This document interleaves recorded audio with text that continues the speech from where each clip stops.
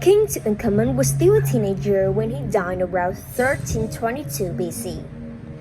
He ruled Egypt for 10 years, the last king of a powerful family that had ruled the country for centuries.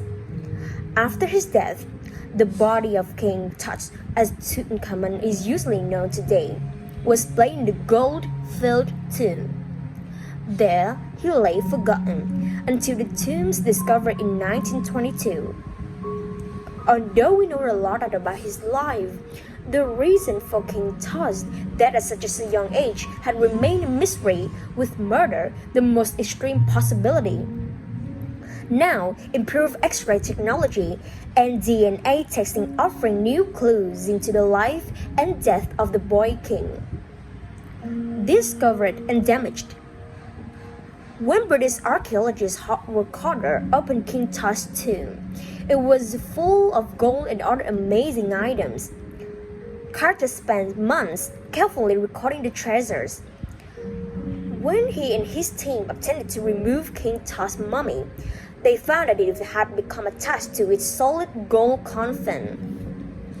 Unfortunately, they caused a great deal of damage to the mummy while removing it.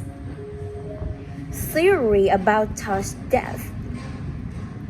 In 1968, archaeologists conducted an examination of the King Tut's mummy using simple X-ray technology. Three important discoveries led to various theories about his death. The X-ray showed that the bones in chest were missing. Some guessed the damage was caused by a war injury or an accident. There was a small hole in the back of the skull and pieces of bone inside it, causing many to believe that Tut was killed by a blow to the back of the head, while he's murdered by people wanting to take control of Egypt. A serious fracture was discovered on Tut's left leg. Tut has been hurt a few hours before his death.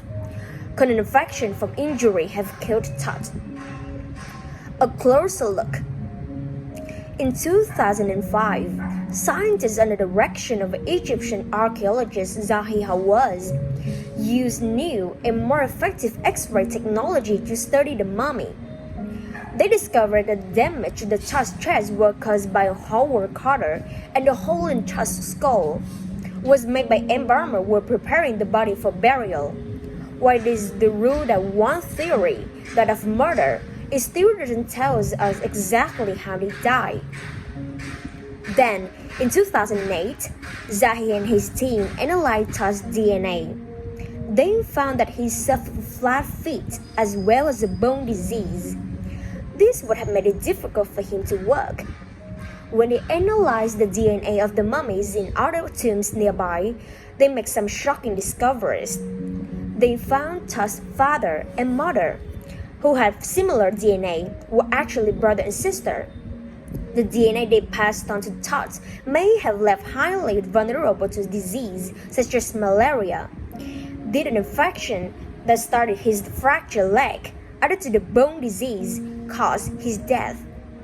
No one knows for sure, but Hawass and his team hope they will someday have an answer to this age-old mystery.